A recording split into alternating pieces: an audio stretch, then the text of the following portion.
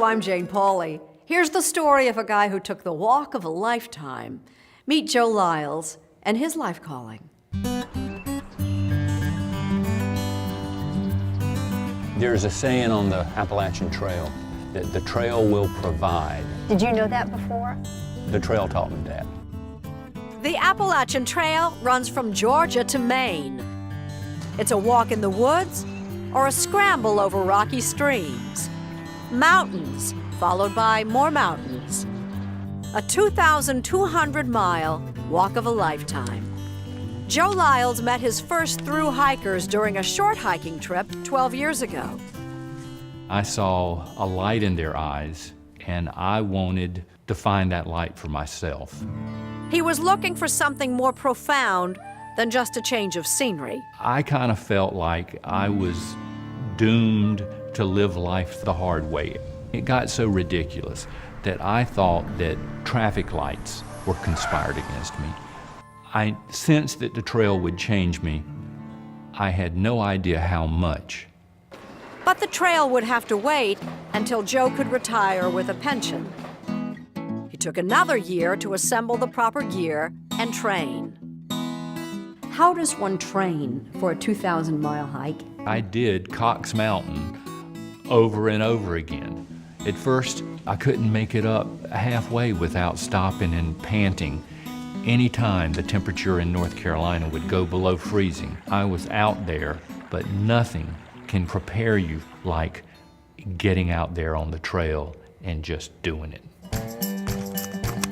Last March, the 59-year-old former art teacher hoisted a 35-pound pack on his back and set off into 5 straight days of rain. It didn't just sprinkle, it poured. It was harder than anything I'd ever experienced. Joe embraced the challenge, and a change began to set in. As soon as I started recognizing the trail as my ally instead of my enemy, things started to change for me.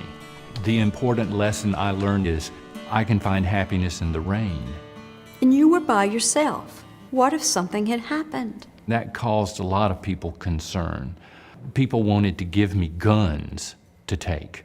But the people I met on the trail, they turned out to be the best friends of my life. Where are you guys from? Joe enjoyed sharing the trail with fellow hikers, but there are thousands of bears in the woods. He didn't want to meet one. I was petrified of spending the night alone in the wilderness. I was convinced that bears were going to come and eat me. One evening, atop a mountain and too far from a shelter, Joe had to pitch camp alone. I had one of the best camping experiences I've ever had in my life. When I woke the next morning and I was still alive, I realized I could do that again, and the worst case scenario would not happen to me. It replaced that pessimism in my life, that the world was conspired against me, with optimism. Mile after mile, day after day, the trail slowly revealed itself to Joe. And there was so much to see.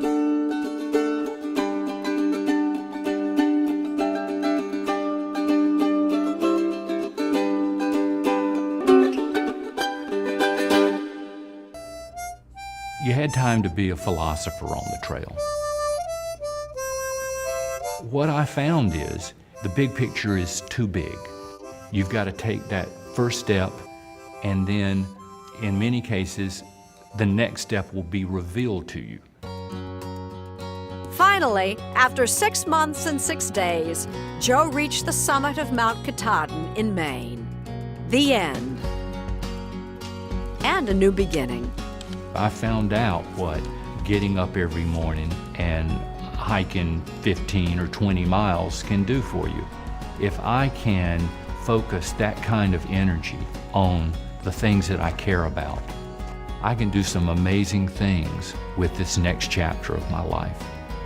Bagels with peanut butter and honey, doesn't that get old after 6 months? No. You're so hungry, you'll eat anything.